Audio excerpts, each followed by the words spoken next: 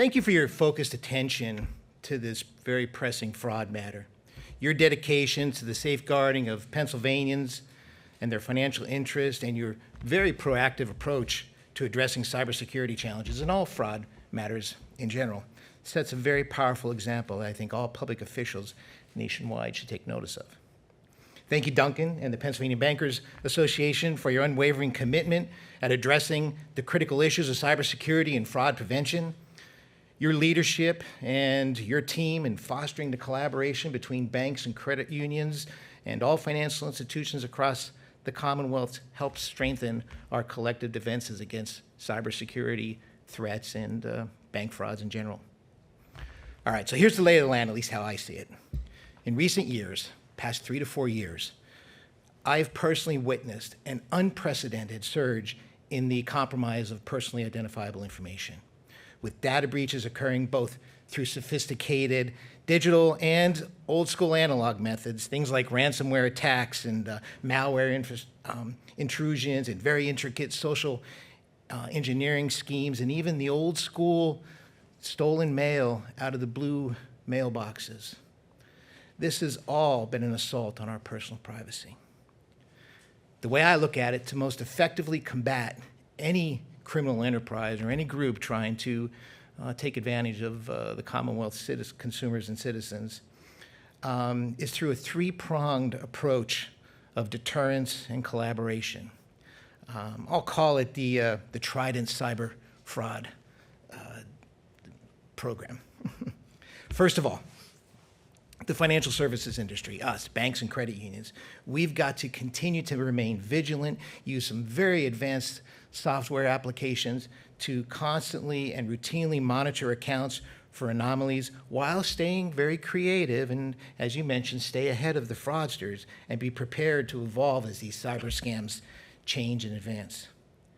We must also lead the effort to inform and educate both our team members on a very weekly basis as well as our clients about the latest and greatest internet scams. All this has to be supported by government agencies and consumer advocates, because what's new today isn't necessarily hot tomorrow. Second, law enforcement must continue to respond swiftly to reports of these crimes. Time is of the essence with these frauds. They, along with the prosecutors, need the financial resources to investigate thoroughly, prosecute aggressively, recover stolen assets when possible, and quite frankly, if possible, and discipline those that are eventually found guilty of these crimes. Lastly, Pennsylvania consumers must champion their own cybersecurity. I like the snack on your balance that the Treasurer's Office has put out, but consumers have to educate themselves on current cyber fraud tactics. They've got to practice good operational security with their social media profiles, as well as great operational security with the devices they use, their laptops, their iPads, their cellular telephones. But most importantly and crucially, it involves dedicating a little bit of time each and every day to reconciling your account balances and your transactions. I do it, we should all do it. A couple of minutes a day. I even do my retirement accounts because of the threat that exists right now.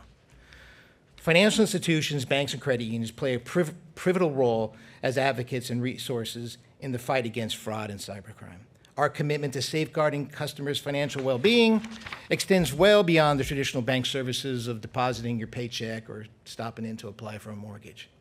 We stand at the forefront of cyber defense, leveraging very advanced technology and industry expertise to protect our community's hard-earned assets.